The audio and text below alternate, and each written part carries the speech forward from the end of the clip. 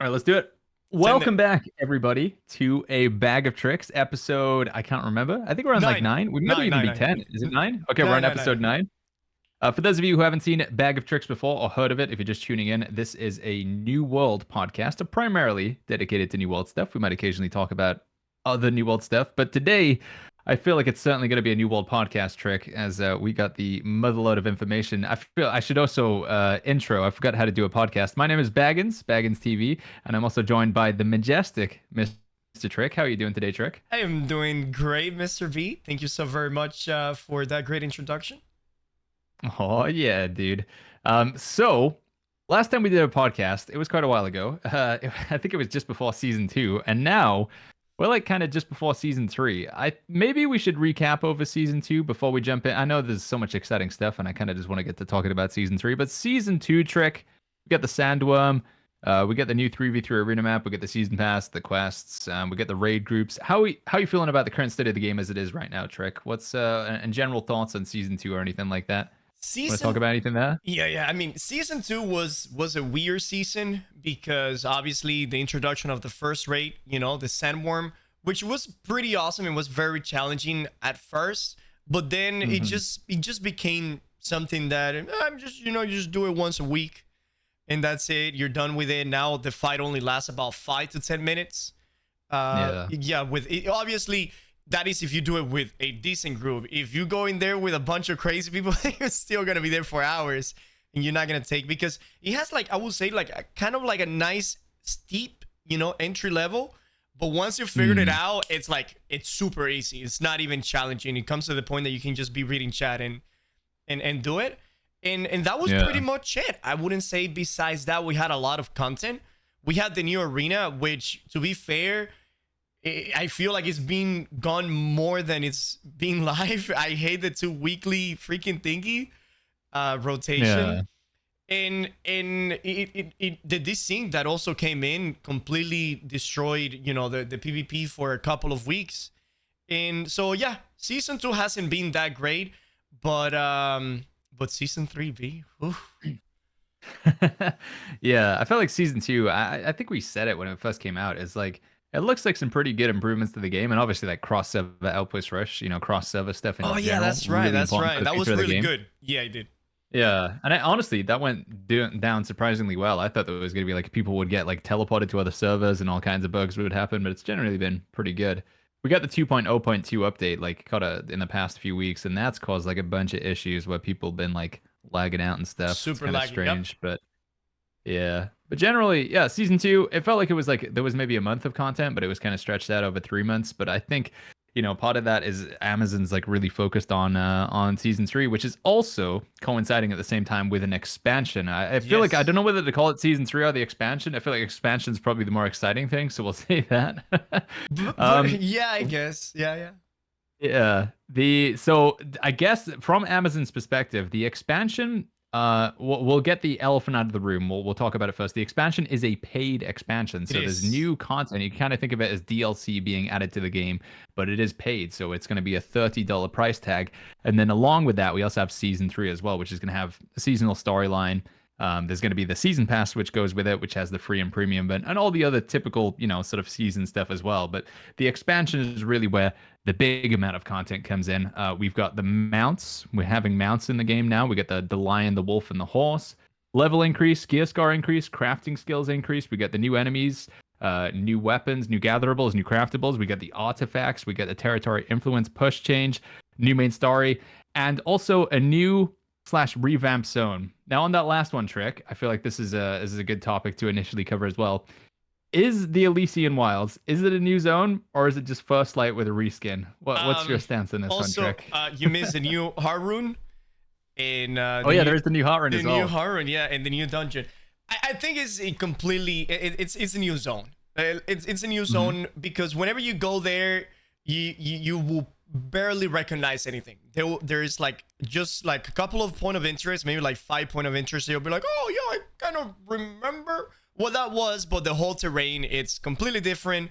Obviously the flora, the fauna, and I actually like it because it has a story behind it, right? It's if it was a new zone, then people will be like, oh, it's just a new zone. But now it's like First Light and people that actually got to play First Light, it will be a little more special for them because it was like, man, you remember the fun times that we have on this boat right here, and now they're in the city actually fighting mobs. So, but other than just those point of interest, I think it is 100% a completely brand new zone. Hmm. Part of me does wish that I feel like I have seen a lot of people calling it like a reskin or a remodel or some outrage, like, oh, they took the zone out of the game and they put it back in and now we have to pay for it again. I do kind of wish they probably was if they just took that and plopped it up at the top of the map instead above Eden Grove and were just like, hey, there's the new zone and kept First Light as it was. We wouldn't have this sort of discussion. But yeah, I'm typically of the same stance as well. First Light was a level 1 to 25 zone. This is certainly not going to be a 1 to the level 25 zone. I'm almost sure of that. The enemies in there are not going to be anything like what we saw in First Light. They're going to be brand new. I think everything in there, the sounds, the visuals, the gatherables, like the things, the trees that you can Right. chop down there will be brand new. I think it is basically a new zone as far as I'm concerned. But Yeah. And for you know, people, I thought, yeah, for people that have that opinion, that is always just a red skin. I was like, well, okay, what did you used to do in First Light before the red skin? All right, all you did to First Light, first of all, only PvPers will go to First Light just to capture the fort. Other than that, it was pretty much a dead zone. Other than a couple of bots collecting oil and some resources around the freaking lake that was there. And if you were to ask me, I'd rather have all of the 11, 12, 13 zones that we have being good zones with good content that people constantly visit them to either get resources, to get skins, or just to do, like a dungeon or something like that, to capture mounts, whatever it is. Because how many zones? When was the last time that you went to Monarch's Bluff, B, to do something? Yeah, when was the last time you went to Morningdale? It's sometimes you spend weeks and you don't even go to any of these territories unless there's like a quest you gotta do over there. So we have like 80% of the map is pretty much dead area, dead zones that are only visited by the casual people that want to farm a resource or by, some leveling people. Those zones are dead. So I'd rather have, very good looking with a lot of content zones. If they want to revamp the whole map in the next year without having to release any new zone, I'm good with that. I want me as a veteran player, and even for a new player, whenever they go to a zone that is like, holy flip, you know what I mean? Look at this. Look how much is in this zone. And seeing level 60 players in whatever zone that you are for whatever reason is such a good thing for a new player and just for the game in general. If we keep adding zones and not revisiting the old zones that we had that nobody visits, then we're just gonna have more lag with more shitty zones, in my opinion. Plus, with the lore of all of the Angry Earth now moving to First Light, Eden Grove is lifting. So Eden Grove is now a capturable zone. They're going to build a city. They're going to build a town in Eden Grove, and we're going to be able to fight for it as a new capturable zone. yeah, I didn't realize that. That was like something that came to, I don't know, it was in some sort of article. So a lot of the information that we have over the expansion is sort of spread out across like many different websites. The reason why we know most of this stuff is one, Amazon did a video. They did a balance of power video. They give us some details there. Two, there's an expansion trailer. Three, they have a post up on the New World website. But four, there's like, it seems like Amazon had a sort of preview event where they invited in a bunch of games journalists and reviewers, and they all came in and got to like see the expansion. So the Eden Grove thing, I'm not sure where that was taken from, but I have heard people saying that one. We know that's definitely true then, right? Does that mean, do you think, Trick, that the Elysian Wilds is not a contestable zone? It's going to be like a neutral zone? Or do you think that's also going to be? I think it's gonna be a white zone because that's what they're doing, right? They're removing the whole city from there. They're removing also the fort, and you can see the fort now. It was taken by the beast lord faction, the Minotaur with the horns and the animals. That's gonna be their zone. And you also saw that you have some of the ancients right there with the freaking science buildings, and you have obviously the Angry Earth. So in part of the horse video that you saw, there's like a dude that was like, and then like two horses walk in, and you can see that is like the fort that we're going to be having, like in Great Cleave or Shatter Mountain, that you just have a little circular area with like the a little things in there. crappy encampment, yeah. Exactly, yeah. And but yeah, I don't think it's gonna be a capturable zone. Okay, yeah, that seems to make sense because you wouldn't. It's the Angry Earth have claimed it or whatever, so they're rising up there. So I guess you wouldn't be able to take it from them or whatever. Right, and I think that is the reason that we cannot take Eden Grove now is because that is where the Angry Earth it's like controlling. Mhm. Yeah. That should be pretty fun then. Uh, the other big topic, it's a revamp, it's not a revamp, it's a reskin, whatever. The other big like contentious point, which we'll like try and knock out at the beginning of this podcast, is the price tag trick, the $30 price tag. I don't know if you've seen like Yeah, been some yeah, heated debates over it and the comments and Twitter and the Twitch chats and yeah, stuff. yeah. Some people are quite upset. So we'll try and preface this a little bit. The expansion, once again, it's $29.99 is the price to the expansion. If you don't pay the $29.99, you will not get access to most of the new content that's coming with the expansion. That includes the mounts, the new weapon, the heart rune. I'm not sure if it increases the level. Do you know if you can get to level 65 without the expansion? Honestly, I don't know. I don't even think you might be Yeah. able to play the game without the expansion. If I'm honest with you. Kind of seems like it. Yeah, I think you can play New World as it is right now, but for all I think technically you could play Outpost Rush in 3v3 Arena, but you're going to be potentially behind in level. You're going to be behind in gear score. You're not going to have access to the new weapon or artifacts. So effectively, there is an additional fee now that's been added on to the base version of New World of $30. Now, expansions in MMOs. I don't think this is a new thing necessarily. Amazon isn't doing something like completely unheard of by charging for DLC, by charging for new content. Um, I think the problem for a lot of people, I'm gonna guess, I'm probably gonna be because you guys gotta bear in mind, both me and Trick, we are New World content creators. We stream New World every day. We obviously enjoy the game because we continue to play it, and it's also in a roundabout way beneficial for us to keep promoting this game because we have like a symbiotic relationship with New World. So we're probably going to be like, pro New World here, but I will to the best of my ability play devil's advocate and represent, the the angry mob or whatever. New Go for World, it. the $40 base version of the game that we got was not great at release, right? The base version of New World, not the best game. Lots of bugs, lots of exploits or whatever, and a lot of people probably stopped playing the game around that time. Um, and then, I think that is probably like part of the perception as well. People think New World is broken and buggy, so why would you pay an additional $30 for it? Because what they paid for the first time was not really that great. What do you have to say to that statement, Trick? What do you think about the $30 price tag of $29.99 on the expansion?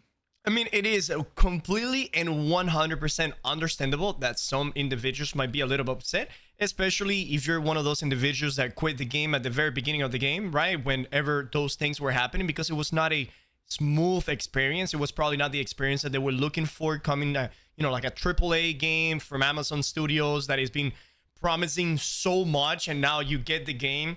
And let's be real, I think most of the problems people didn't even notice until they actually got to like level 60, because the level and experience was still pretty awesome, even though the quests were boring, but you were still at the beginning, right?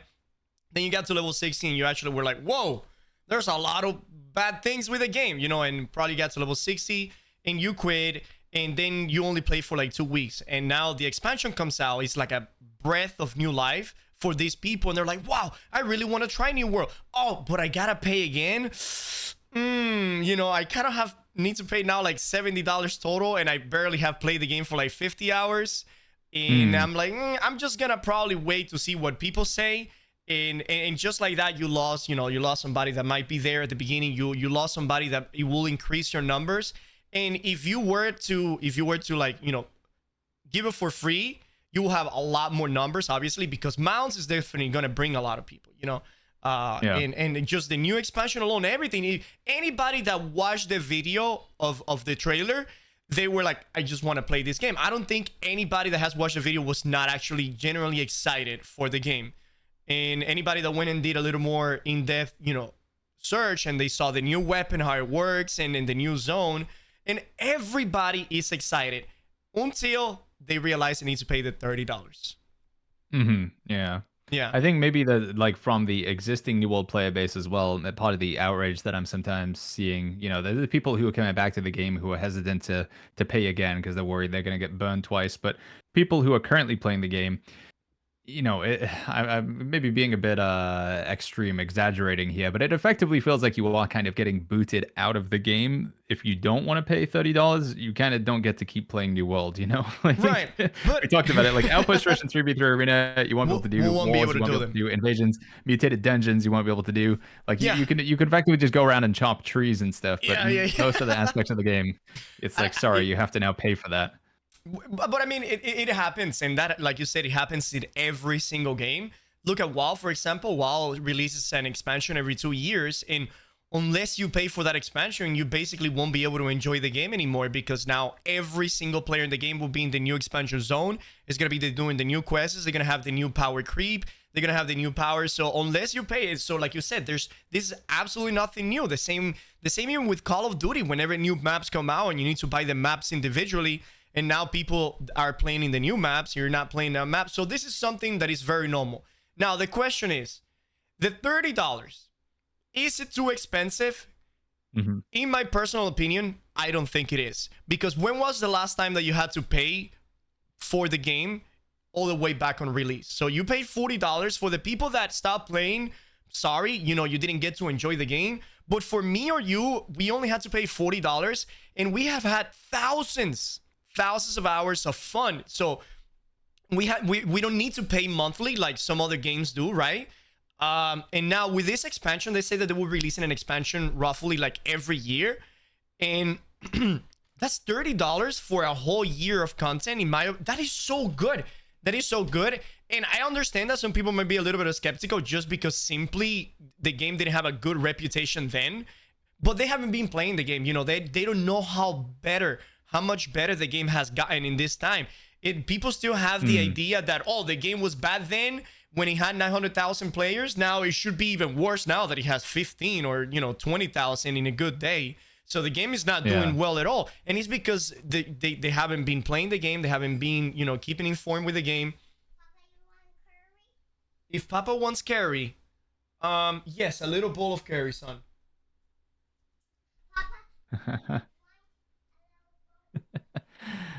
uh, Um, the how do I want to phrase this one? Man, I've lost my train of thought I'm sorry. completely. Yeah, I lost mine too. So yeah, what we were saying. So honestly, man, for all of the things they're doing, right? For all the things they're doing, I think $30. It's not a bad price at all, because they're adding so much into the game. The game will be inarguably way more fun than it has been before. How many quality of life has been introduced to the game. We now have transmog. We're going to have mounts. We have a steady income of weapon. We have been getting about 2 weapons a year, right? Because the game is going to go on 2 years, and already 4 weapons will be out before the 2-year mark. We have the Void Gauntlet, the Blunderbuss, the Great Sword, and now the Flail. So it's about 2 weapons a year. We have a bunch of new dungeons. We have raid, and the best thing about it is we don't have to pay anything monthly. $30 is actually 2 months of WoW. And if you want to play a game like WoW, which is a lot of the time people compare New World to, are just like, oh, why are you playing New World? There's WoW. Think about this. Whenever a new expansion in WoW comes out, not only you need to buy the expansion, but you also need to pay monthly to play the expansion that you pay for. So in 2 months of you playing a new expansion of WoW, you already spend like $70 to $80. Because the expansion is usually like $40, and then $15 every month. It's like another 30, so it's like $70. And 30 $30 is nothing, V. It's nothing. All right, but that is just I think coming. it is kind of crazy how like World of Warcraft gets away with that, where it's like subscription and you pay for the expansion, and you can literally just buy gold in that game, like off the store as well. You Yeah. can buy the WoW token. Like if you could do that in New World, it'd be so busted. Um, I think one thing that's worth maybe bearing in mind as well with the price tag for this expansion. So existing players, if you're currently playing New World right now, like the amount of content that's getting added does seem to be pretty significant, and it is going to allow you to enjoy the new end game. I for certainly sure I'm going to be paying the $30 because I've got my money's worth out of New World like many times over. I've got like 4,000 plus hours in the game. I think as a returning player, if you have some hesitancy, that makes sense. But I feel like both me and Trick, and again, we're New World content creators, but the game has improved a lot. That $40 version of the game that you bought back then, you got so much more added to that game. You know, you bought back then, but since then they've added the free edition of Dungeon Finder. They've added the free edition of Brimstone Sands. They've added 3 new weapons for Yeah. free.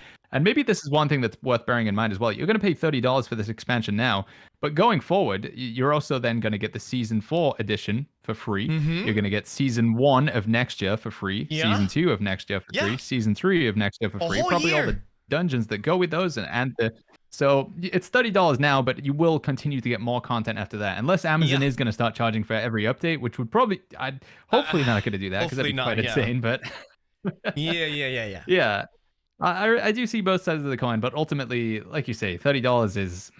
It's hard to say it's not a lot of money because money is relative to everybody, right? You know, Exactly. $30 sometimes if you're really struggling to get by is difficult. But if you're in a position where you have a PC that's good enough to play New World because the minimum specs are going up, Exactly. then you can probably Yeah. afford the $30. So yeah, Um. probably. So yeah, could they maybe they could have done better with a very nice promotion and giving it for free. Maybe giving it for free for maybe like 2 weeks.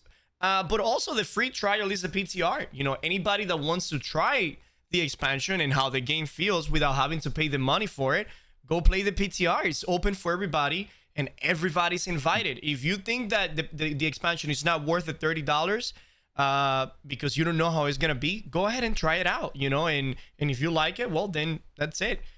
But yeah. One thing that I will say, I've said this a few times, is I think though that I'm gonna now go back on myself, like just devil's advocate one more time. If Amazon wanted to make some, oh, it looks like your curry's coming over, dude. So if Amazon wanted to make some big money on this, right? They want to cash in and they want to make some extra, you know, make some extra sales and stuff like that and have a bit of hype and you know, continue to pay the fees of, you know, pay for the servers and pay for the staff and stuff like that. I actually think we might, it's not impossible to see a world where New World is more successful if they don't charge for the expansion. And the reason that makes me say this is New World is becoming increasingly more monetized, not necessarily in a bad way, but right now, you know, we get the season pass, there's the gear sets, there's the transmog tokens, there's the dyes, there's the skins, there's the emotes, there's the server transfer tokens, and there's going to be mount skins in the future as well. There's a lot of things you can buy, and I think there probably is. I don't know what the average player spends in the game. Maybe some players just don't buy anything at all, but I would say when I look around and I see people, you know, most people have bought a skin or two during that time, and you know, just like a couple skins is already $30 right there. Yeah. So if Amazon could, they have a lot of people out there. I think we know this that bought New World during release and they played it for a few hours and then it just sat there and they haven't updated it, they haven't reinstalled it or whatever. There's like legitimately millions of people out there that own a copy of New World in their Steam library. If you want to get those millions of people to try the game again, don't charge them to do it. Just be like, hey, listen, we're gonna go big dick here. We're confident that our game is good, and we're gonna operate at a loss, and we're gonna allow you to play the expansion for free. And you're gonna be so impressed that you will stick around and continue to play this game, and then you'll buy the season pass, and then you'll buy the transmog tokens. I actually think they might be more successful if they didn't charge for the expansion, because people would be hopefully impressed enough that it'd be like, damn, dude, this game's good. And then New World's player numbers go up, its Twitch viewer count goes up, everything goes up, and systematically as a result, the you know the money comes up as well because there's more players and more spending. So I actually think they might stand to, you know, make more revenue and have the game be more successful by not charging for the expansion. I get why they're doing it. I don't hold it against them for doing it, but I do actually think, you know, it's an interesting idea to entertain. I'm sure they probably have, you know, entertained it at the table, you know, the board meeting or whatever, but I do think that is seriously worth, you know, at least thinking about that. Right. No, that's a great point. That is a great point. But now let's take a look at what would happen if they were to give us, you know, the expansion for free and things like this. I think that the reason why they monetize the dyes, you know, the skins, the gear sets and everything that you said, right? It's so we don't actually have to probably pay like a monthly subscription to play the game. Because for a whole year, you know, unless they don't make money from those quality of life or skin and stuff like that, they don't really not making any money. Because, you know, whatever amount of players they're playing, if they don't spend money in the game, then obviously the game doesn't make money. So by having the skins and the dyes and all of those qualities of life that we pay for, we pretty much it keeps them steady for a whole year of content. And I rather pay for cosmetics any day and quality of life, because I've seen in chat, somebody that says has been gaming for like 30-20 years and they have never seen a game pay for quality of life. No, we have seen it for many decades and years. For example, you don't have to pay for quality of life in WoW. You can do transmog for free. You can change your character hairstyle for free, but you do have to pay 15 monthly. And for some of us that have done some of these quality of life things, however money we have spent, it doesn't even come close to the amount of money that you pay in 1 year for WoW, which is over $300 just to simply play the game. I haven't myself pay close to $300 in all of the new world cosmetics and the things that I have bought since I've been playing New World, right? And I don't need to. If I don't want to, I don't need to. Now, since they don't charge you monthly, they will need to charge you, for the cosmetics and stuff. And the expansion, it's pretty much where they will make. The thing is that the expansion is so good, that they don't really need to give it for free. It's so good that even the people that are complaining about the price will still buy it. And if the expansion is good and people that are playing it, the people that bought it say, oh my God, it's better than I thought, then more people will buy it. More people buy it. They don't need everybody to just go in there for free and be like, wow, this is great. Nah, they just need a couple of people to buy it and then experience it, and then more people will buy it. More people will buy it. And New World is a game that is constantly getting better. And since it's constantly getting better, more people are going to come into the game and more people will buy it. So yeah, I see what you're doing, but also they put so much into the season 3 that they don't care how many people buy it. They know that people will buy it. Are you feeling so? One of the concerns I have, I've voiced it a few times, is let's say this is a turning point for New World, and we have we saw a pretty hefty increase in players for New World around this time last year, because we got Brimstone, fresh start servers. New World broke back into the top 10 on Steam, and honestly, I think Brimstone and the fresh start servers were pretty good. The reason why the player numbers dropped off is because Amazon just forgot to update the game for 6 months. They were just like, oh yeah, season 1 in April. It took so long for content to come out. And that's what happened when you give free content without actual quality, because a bunch of people came in, there was no quality, nothing to do, and then boom, everybody left. But then I'm worried, now we charge $30. With $30, although it's not a huge amount of money, there is expectation that you're going to get a certain quality level of content. All right, $30, it's premium.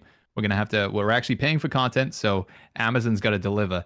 I'm worried that if they balls this up trick, if there's any dupes or invulnerability or something, that's it. That New World's reputation is gone forever. So I'm gonna believe that they got this in the bag and they know what they're doing this time around, and then it's been thoroughly QA'd. There's no bugs. But I'm nervous, Trick. We got to be honest. As New World players, we've seen our fair share of bugs. I think there's gonna be some bugs, of course, with every expansion. Even a game like WoW, whenever a new expansion comes out, people getting booted out of the server, rollbacks, and mobs not appearing for the quest. There's 100 people waiting for the mob to appear and the mob is not there. So bugs are always there, but I don't think there will be no game breaking bug, like a super I don't want exploit. to see the trading post get shut down or anything. Exactly. Like that, So just be open-minded that you will see bugs, because every single game releases bugs with a expansion or a big release like this. But I guarantee you that there's not gonna be no. I mean, hopefully, right? I'm not sitting here in Amazon and Amazon's just say guarantee you. No, I don't know, right? But when it has been a minute since we had the last game breaking bug. Yeah, there's small things. The current event right now in the game is for, I don't know if it's the same on your server, but we have a bug on our server where it just doesn't happen, which is not the best event. But honestly, most world boss events have just not been great. You know what could be worse than any bug? Desync. Desync might be worse than any other bug, because that is something that people will be experiencing, and people will be doing. Frustrating because in my opinion, some of the best things about New World is, one, the audio visual, the game looks and sounds amazing. Two, the combat. New World's combat, when it's good, it's so good, man. But when it's desyncy, it's so frustrating. It is, and that's gonna be what everybody's going to be doing. As soon as season 3, everybody's gonna be trained with a new Flail, probably some world PvP here and there. So yeah, desync is the actual thing that I'm worried about. But they already say that they coming in with a new system or a new. It's not really like an engine, but the way that they're running the game will be in a different stage at the way that they're running it now. Therefore, is probably going to fix a lot of the distinct situations that we have it now. Yeah, I hope it makes some huge improvements. Speaking of all the new content, then like I think it's a good cover of the price tag. I don't think there's too much further we could say. Right. You know, people are gonna the conversation will go back and forth, but you know, at the end of the day, I think they're not going to change at this point. I don't think No, it's they going to won't. be $30, and yeah. If you want to see what the gameplay is like, obviously me and Trick, I'm sure we're going to be streaming it on the day, and there'll be videos and content, and we'll be playing the PTR as well, and we'll give you guys the opinions there. Of all the content that's coming, Trick, the mounts, the new weapon, the artifacts, Yep. the level increase, the crafting increase. Is Yep. there anything in particular that you're like most excited for? You're like, Artifacts. that's the thing that I want to do on day one, you know, or whatever. Artifact. Like check out. I want the first thing that I want to do is immediately look at all of the artifacts that we have, because artifacts is going to be what is that is it. That is what will dictate your build, right? You can have a weapon that has 6 perks, and one of those perks is a weapon perk that enhances the playability and the play style of the weapon.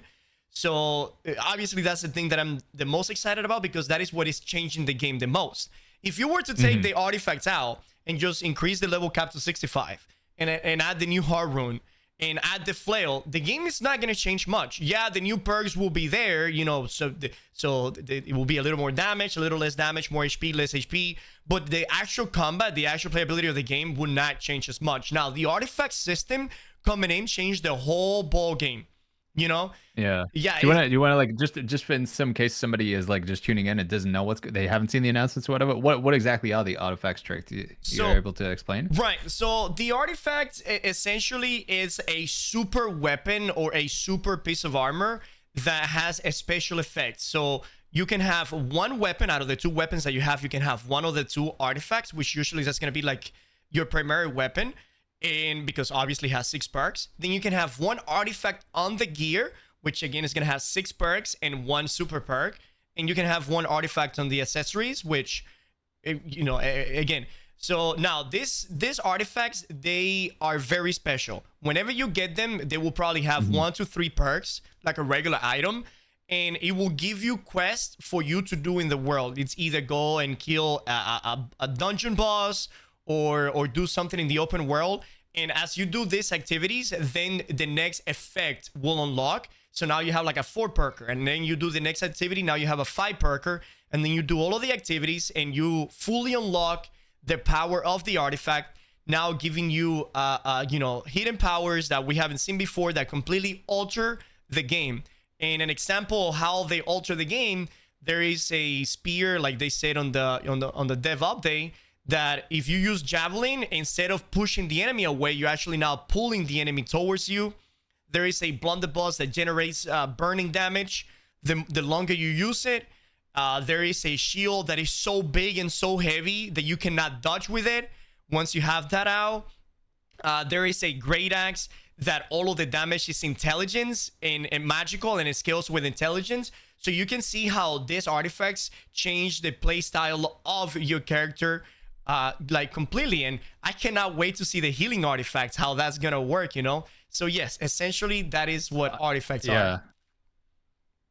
I found one. There was one on an article. It was massively overpowered or whatever, but they actually talked about an artifact lifestaff called Vengeance. Vengeance reduces your outgoing healing by 50%, which is pretty weird for a lifestaff, but it massively increases your outgoing damage. So if you want to be DPS healer, then wait, seriously? It's pretty nuts, dude. No way. Yeah, sounds super fun. So that you can just like left click people to death with the lifestaff. Yes. Yeah. Wow. It kind of reminds me of like we talked about this like a while ago now, where we want to see like more customization, like more leaning into a particular play style. And I feel like this is hopefully, I mean, I think Heart Runes also tried to achieve that same thing, but I don't know. I'm imagining hopefully this is actually going to be it. They're going to be so impactful that it will be like, oh, dude, that's a vengeance healer over there. You got to watch out for him, dude. He's going to do 3K. Like, and oh, that's a wall tank. Just ignore him, dude. He's just going to block forever. And we want. And the good thing is, there's a lot of them. I mean, as the developer said, there's a lot of them. So there's going to be many different ones for every single one of the weapons. So you're definitely going to see way more variety of builds. and now you need to be on the lookout. Now, the one thing I am pleased and begging is that this artifact has some majestic looking appearance to them. I don't want a freaking fire staff artifact that looks like the goddamn bird with a freaking stone in the mouth that looks just like the regular fire staff that we've been wearing for the whole year. No, I want that when people see that thing, they're like, God damn, that is the freaking artifact, you know, and that every artifact, obviously, for the fire staff has a different skin, so people can showcase that.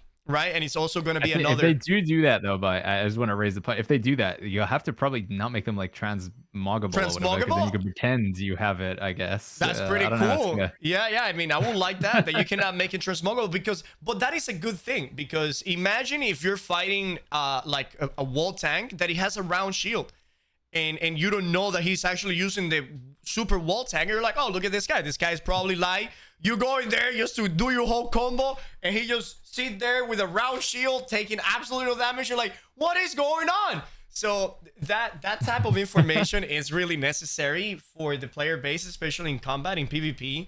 So yeah, I hope that they have some very unique appearances to them. Yeah, I'll agree with that one for sure. Yeah. We've also got the I think artifacts are probably the most exciting thing for me as well. Yes. But the new weapon, the flail, I'm pretty interested in that as well. So if you guys don't want to hear any spoils, the flail. I feel like if you don't want to hear any spoils, I don't know why you're listening to this podcast. The flail. So I don't think they confirmed it, but it feels like it was basically confirmed. It's scaling off of strength and focus. You can pair it with a shield. But it has access to healing. You know, it's like the aura on the left hand side. The ultimate was basically like a healing aura that's always around you. The right hand side had like this human shield, like lifelink sort of human shield. You can redirect damage from your teammate to you, which is gonna be like pretty fun in like 3v3 arena, and maybe it might see some use in PvE as well. But yeah, also it had like a crazy dash. It was like you charge forward 10 meters and then leap another, which I think is basically, it was 16 meters, which I think is very similar to the fire step, right? And you can go through enemies. Talking about it, I made a full in-depth video showcasing the flail, all of the abilities, what they do, and the passives, and then all of that. That is in my YouTube channel. You also made a YouTube video showing everything that is pretty much happening for this expansion. But yes, the flail looks very, very good, very powerful. Some of the abilities deal an insane amount of damage. Like the one that you spin around, that is like a grand total like 340% weapon damage. That is a lot of freaking damage. Yeah. You have the other one that is like 280% weapon damage. Like, these numbers are pretty big. Obviously, that league that we have, it's outdated. It's actually not the most up to date. So some of those numbers probably already been altered, changed. Some of the figures have probably been changed already. But the way that it looks now, it looks fantastic. And the great thing about it, B, is whenever we were thinking, we are still missing arcane damage, we're still missing like lightning damage, and we were like, oh, if it is going to be arcane, it's probably going to be like a book, or like a void, or like another gauntlet, or like a staff. And they were like, nah, hell no. They just drop a flail in there doing arcane damage out of nowhere, and it looks badass. So the arcane damage is now from the flail. So the next thing is going to be lightning. And if the next thing is daggers, well, shit, we're going to be seeing some lightning daggers coming around the corner, which in my opinion sounds like pretty freaking cool. Yeah, it sounds pretty nuts, actually. Like flashy, super fast lightning daggers. Yeah, dude. Daggers. With the movement speed from the Angry Earth dude or the Ancients. But yes. So obviously getting the new artifacts is going to allow us to create some pretty crazy builds around the artifact itself. You're going to be able to really lean on that, and then we'll have some new builds using the flail as well. That's going to, maybe the paladin builds are back on the table, and you'd flail void gauntlet, flail greatsword, flail life staff. Which direction it's going to go, we're not sure. One of the things that's going to be changing as well, and changing the way builds currently work, is because we're getting a level cap increase, we're also getting some extra attribute points as well, right, Trick? And there's new attribute threshold things. I saw a leak. I'm not sure if it's true. I don't know if you've seen it. Somebody had a little spreadsheet of like what you get. So you get attribute bonus point perks at 25 now. So 25 points into focus or intelligence or strength, but then also going all the way up to 350 now. They added new ones down at 350. And they said in total we're probably going to get about an extra 100 attribute points. So that gives us 600 points to play around with in total. Are you theory crafting any wild builds like a 300 int, 300 Next musket. strength, or I don't know, So blunderbuss?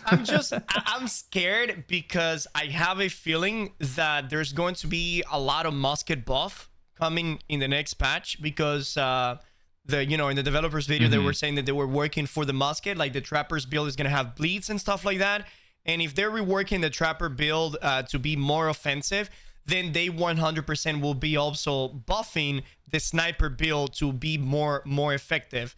And so if the musket does get a significant buff, then we might see again 300 dexterity, 300 intelligence musket, which that will put the musket at around 2,000 weapon damage, which is gonna be ridiculous and insane.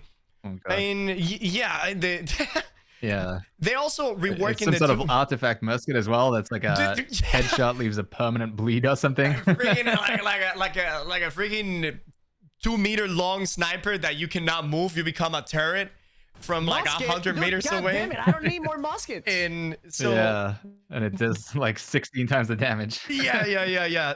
I mean, the 25 is good because that way, if you have like a little bit leftover points and you don't want to commit a lot of points, you might get a little bit of something. The 25 is going to be just a slight bonus to that category, but not really anything that if you don't have that 25 is game breaking. I'm pretty sure that for strength, it's probably going to be a like 5% increase to melee weapon damage. Then for the dexterity, it's going to be like maybe like 5% critical or 5%, little things like that. For magic, it's probably going to be some 5% magic penetrations. It's a little bit of thing just so it can buff you or give you like a little bit of something, and without having to commit all 50 or 100 points, In the 350, that is very good because since we're getting 100 extra point, we're definitely going to see some builds going above 300 because obviously if you play Great Axe Warhammer, then you will more likely want more strength, right? Since you're not using a double split weapons. And also the bow, we're going to see bows now definitely going over 350 dexterity. Even Fire Staff, the Fire Staff now might just simply go and put all points into intelligence. And depending what the new 350 will be, it actually might give more identity to the classes. Because right now, if you are using a Fire Staff with 150 intelligence, you don't really feel any difference against a Fire Staff playing 300 intelligence. The only difference is damage differential, right? There's nothing really that was, wow, look, he's like a 350 intelligence because he did that, right? So the 350 definitely gives more weapon and build identity, because if somebody spent 350 attribute points, they should get something out of it. We talked about this a while back, that, give us something past 300 if we are able to go past 300. Because it really makes no sense going past that point if we're not getting any positives out of it. How do you feel about the mounts? Yeah, no, I really like this idea of... Oh, there's a little lag, Sorry, I think. I think there's a little bit of delay added on. Yeah. There's definitely some delay going on here. Mounts, yeah. So I was just gonna ask you the same question actually. Obviously that's like one of the biggest features in the expansion is the addition of mounts. There's been a request for players for like a long time, basically since the game first came out. People were asking if we're gonna get mounts in New World. I do think part of the reason why people were asking for mounts in New World Trick was because during the release of New World, you had to like run everywhere. Fast travel was like way less accessible. You just had to run from A to B. You're doing like the hermit's fisherman quest or whatever with Jonas, and he'd like, I need you to run all the way to Morningdale and get me a coffee, and then you go get his coffee, and then you run all the way back, and you have to do it again like 6 times. Whereas now there's fast travel shrines like everywhere, and fast travel is effectively free. So I feel like from the moving around the map perspective, mounts not really that needed. But it does seem that the mounts, the way that they've shown us so far, mounts aren't just cosmetic though. They're not just for movement speed. They will also have some utility to them. There's going to be a trade skill associated with it. It might be able to increase your extra storage. There is going to be a dash ability as well. I don't think though, Trick, and it'd be interesting to hear what you have to take on this. I don't think mounts are really going to play too much of a part in combat though. I don't think you're going to be like shooting your bow from horseback or whatever. I do think it is going to be more of a moving to A to B. Right. But what do you reckon? What's your take? Oh, yeah, 100%. The mounts, you're not going to be able to fight on top of the mounts, although they will definitely revolutionize combat. Because what do I mean by this? You will be able to introduce yourself faster and quicker into the combat. So let's say you're in OPR and your team is fighting at B, right? And you die. It takes about a minute and a half for you to respawn and to run all the way back to B. And let's say that your team is actually pushing all the way in start and you're in Luna and you die, it's like almost 2.5 minutes to reintroduce yourself again into the fight. And by the time you get there, probably the fight is already over, right? So OPRs are going to be faster, and even wars are going to be faster. Whenever a defender or a attacker die, they immediately can go back into the point with the mount. So the combat is going to get much faster, and it's going to be less downtime. And also, if people are running away from you in the open world, you can always mount up and catch up to them. Obviously, there is a 2-second cast time for you to cast the mount, and you cannot cast the mount while you are in combat. Meaning that whenever you get hit, you will be dismounted, and then you will not be able to mount until you get out of combat. But in wars, whenever you die, you get out of combat. And OPRs, whenever you die or whenever you've been running around for 10 to 15 seconds. The cover with the press also said no mounts in war. Well, we'll see. They say that probably, chat is saying that the developers probably said that there's not going to be mounts in war. Obviously, this speculation, because we don't know. But definitely OPR. OPR will be amazing with mounts. Even arenas, honestly, they should let us use mounts anywhere and everywhere we can, as long as we are out of combat. As long as we're out of combat, I think it's fun. I think they also mentioned that if you take damage at like any point, you also get dismounted. You get dismounted, exactly. And in wars have been pretty boring since pretty much like a year and a half ago, because wars have not changed at all. The latest change that happened in wars was just where the defenders respawn, right? So in pretty much the war meta is now set in stone. You let one enemy capture 1 point, and now you defend 2 points. And since they have to walk from point to point, they are almost never able to lose the 2 point. If you introduce mounts into wars, now the whole war also seeing changes, because people can rotate faster. It's gonna be as boring. So hopefully they do rethink this. Pushing influence is gonna be insanely better, which they're also changing how influence is pushed. They're adding those towers. So in open world PvP, if you die, you don't need to run all the way down to the world PvP where it's happening. You know, you can mount really quickly and you can just go in there. Yeah. No. Do you reckon, Trick? So there's also 3 different types of mount as well. I don't know if there's really going to be too much of a difference between them in terms of how they function, but are you feeling you're going to be a horse guy, a wolf guy, or a lion sort of guy? What mount are you going to go for, Trick? I'm definitely going to go with a wolf. Yeah. The only problem is that the wolf had a very silly run in the trailer. Yeah, it looks like he was pooped. But I was talking to some other people last night after stream, and they were like, the wolf animation is already been fixed. That is, those are very old content that you were seeing on your stream today. The animation for a lot of the things that we saw, they are already being updated, and it is a lot more refined. First light is being more refined. Mounting the mounts, how everything performs, it's a lot better than what we actually saw in the video yesterday. So the wolf running animation is going to be better. So I'm definitely going to go for a wolf guy. Okay. Yeah. I think I gotta go wolf as well. It's something cool about being a big die wolf. Yeah. Yeah, I think the horses are a little too big. But they let's look nice. Jump into one more sort of heated topic here. A little. I don't know if drama is the right word, but maybe some more hot water here, Trick. With the idea that our gear score increases going up, expertise is out. They've said they're getting rid of expertise. No more grinding out expertise. It seems very likely that also going along with this as well is Umbral Shards. Umbral Shards are going away, and probably Gypsum as well, since it mainly was there for either Umbral Shards or expertise. We're also going to see all of our existing gear. So everything that you have right now, the max gear score you can get at 625. Now, since there's no more upgrading gear, you're not going to be able to bring 625 items up to 700. It seems like the way, if you want to get the max gear score, you just get it as drops now, or you craft it, maybe get it from the PvP rewards track or whatever. So effectively, all of our existing gear is going to be replaced. Not removed. Some people do say removed, but our existing gear is basically, we're saying goodbye to it, Trick. And, that's got some people upset because they felt like they put a lot of time and effort and gold and blood, sweat, and tears into getting their existing gear. What's your take on this big gear rotation trick? Are you feeling? Are you gonna be sad to say goodbye to any pieces, or are you just generally looking forward to it? How you feeling about it? Hell no, I cannot wait to dismantle all that crap. And first of all, we all put the same amount of time, effort, sweat into getting this gear. And the gear Mhm. has been mega boring, man, since the very beginning of the game, pretty much. Your whole gear, every single one of the things that you put in your gears are passives. Nothing alters your freaking playstyle.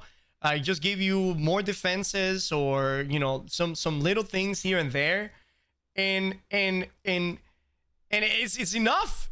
It's time to go. The Yeah. inventories are full of them. The gear that we're getting. So before we heard that it was gonna get a level increase, right? Then we were trying to justify that the gear was not gonna be useless because the level still cap is gonna be 60. But with the level 65 increase, it makes complete sense that all the gear that we have right now is just thrown away. And anybody that is worried that that they spend so much time and effort into that gear, well, guess what? Whatever they're doing now is so you spend less time and less effort into getting the new gear. And if you just finished your best gear, then you were already behind, the wave. So because for you and me, we have already had the best gear for months and months and months and months ago. We already had all of the PvE gears. We already had all the PvE gears that we wanted. So if you're finishing it now and you're upset, oh, I just finished my gear now, I'm very upset. Well, dude, let me tell you, you were already behind the wave by a long shot, And so with the iteration of the new level cap, then get up to 65. And now you are pretty much at the same pace with everybody. The only difference between a veteran player and a new player is going to be the veteran is going to have the professions up, is going to have, maybe money, and is going to have the trophies and the gear. But when it comes to power level, it's pretty much going to be the same. And people are like, is there going to be a fresh server for this? I'm like, no, you don't need a fresh server for this.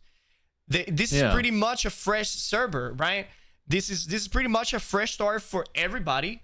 Everybody levels up, and they say that leveling up is not going to be complicated. So it's not going to be like, oh, it's going to be people going to level to 65 in one day, and I'm going to be left behind because I work 19 hours a day. And, so I think it's good. Getting gear is easier, much, much easier. The way they said it was going to be obtained. And Yeah. I'm just excited, man. It's finally changes happening to New World.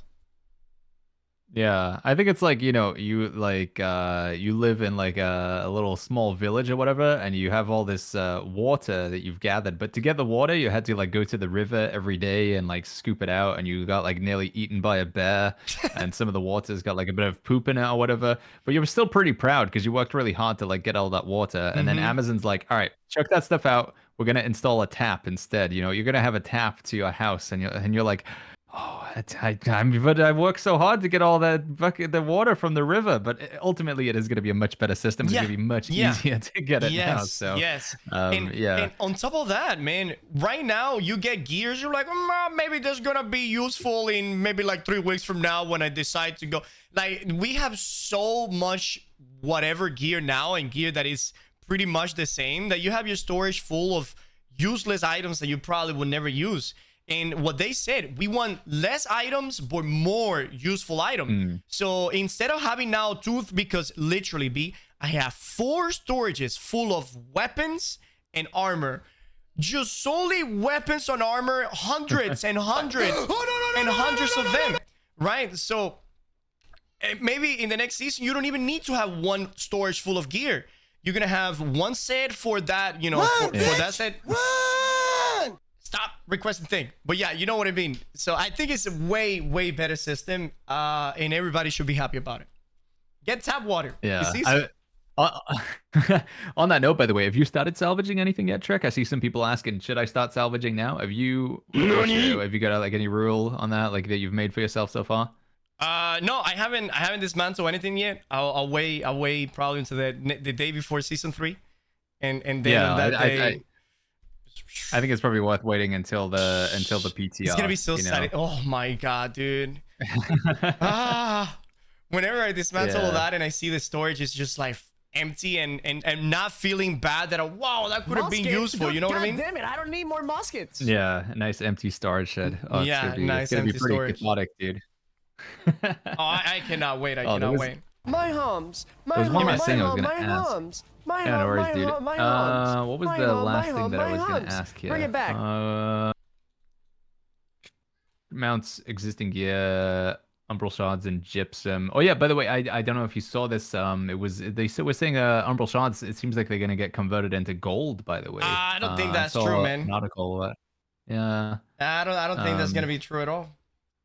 But what do you think is gonna happen with umbral shards? Then do you think it's just like chuck them in the bin, Just poof. or And that's that thing that I think this is gonna happen. Just poof. eat them? Yeah, yeah. I mean, because what do you use Umber Shards for now? You use Umber Shards for the Gypsum cast, and you use Umber Shards for like a hard rune here and there. And if you convert them into gold, then you need to be very careful with the conversion rate, because then people are gonna you farm freaking 3 million Umber Shards right now. So probably they should leave them only for if they're going to leave them, right? For some of the hard runes, maybe the stopwatch still needs Umber Shards. Or maybe just simply remove it out of the game. We don't, and it's the same thing. Oh, I farmed 2 million Umber Shards. Why? Why did you farm 2 million Umber Shards? Like, they never said anything about, I farm Umber Shards. So it was your own decision. You did that because you wanted to do it, and you had fun doing it, I suppose. I mean, I guess. Otherwise, you wouldn't have farmed 2 million shards. Yeah, no, I think that's reasonable enough. I mean, I feel like this is gonna be true anytime with any update. There's always gonna be something if they make a change to the game. Like they nerf Fire Staff or whatever. Some people will be like, "Yes, thank God Fire Staff was OP," and then other people will be like, "Oh, why'd you do that? It's not really that OP." If they make Umbral Shards convertible, some people are like, "Oh, wait, you should have told us that because then I would have saved more Umbral Shards." But then if they don't do something with them, then people are like, "Oh, I spent so much time farming Umbral Shards." So. Whatever they do, somebody's gonna get pissed off. But yeah, I mean, we can both agree Umber Shards was an awful thing to add into the game. Yeah, I think in general, the removal of expertise and the removal of Umbral Shards. The one thing that was kind of nice about Umbral Shards is when I was doing Lazarus Instrumentality and I was trying to get the 600 Gear Skull Will of the Ancients.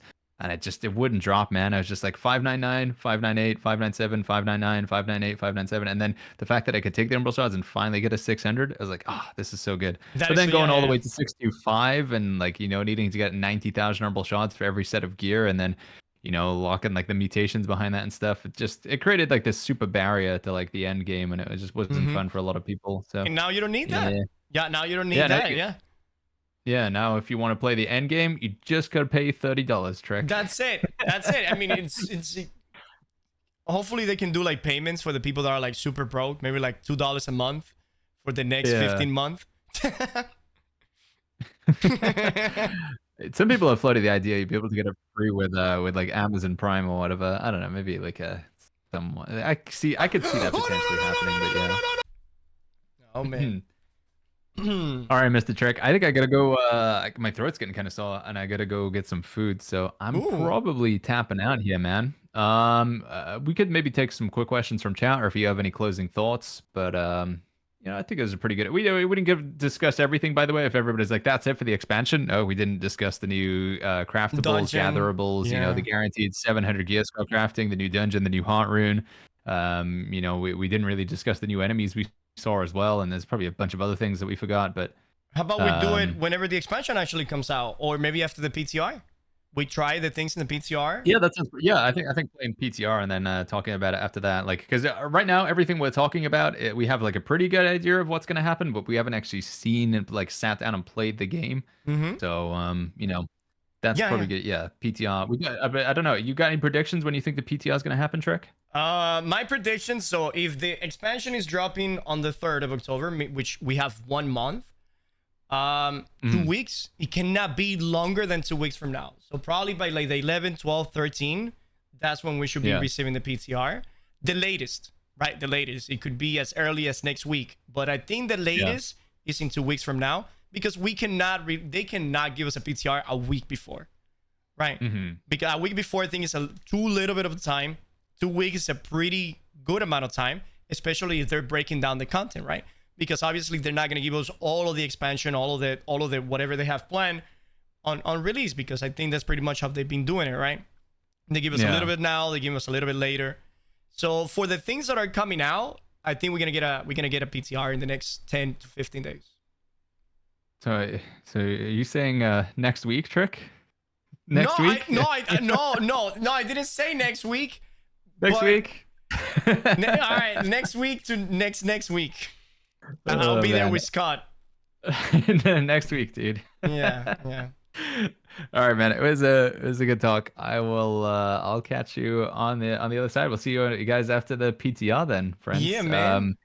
As a reminder, if you enjoyed these episodes, if it's on YouTube, the like button, Spotify, you can leave a review. All that good stuff does help us out. We should have a new podcast. It'll be sooner than the last podcast. I know it was like 2 months between this one and the last one. Next one will be sooner. Yeah. Thanks for hanging out with us, friends, and thanks, Trek. I'll catch you later, man. Thank you so very much, man, and see you in the next one. Bye-bye.